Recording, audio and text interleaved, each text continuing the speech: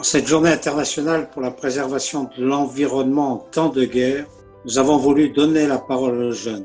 3 plaideurs se penchent avec passion et engagement sur la manière dont les populations font face aux conflits et aux risques climatiques.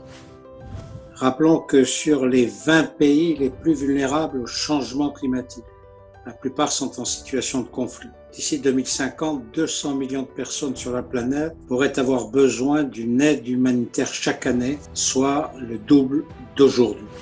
Avant toute chose, il est indispensable de combler les lacunes du droit international humanitaire.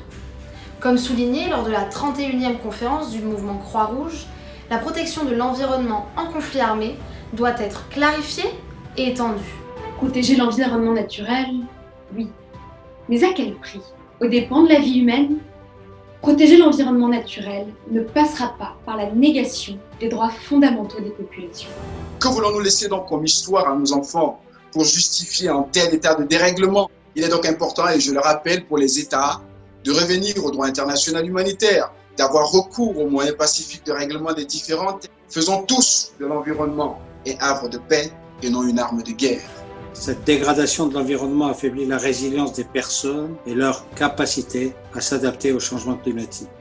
À travers notre mission historique et statutaire de diffuser le droit international humanitaire, nous souhaitons faire respecter ces règles permettant de limiter la dégradation de l'environnement et par conséquent réduire les souffrances et les risques auxquels les communautés touchées par un conflit armé sont exposées en raison du changement climatique.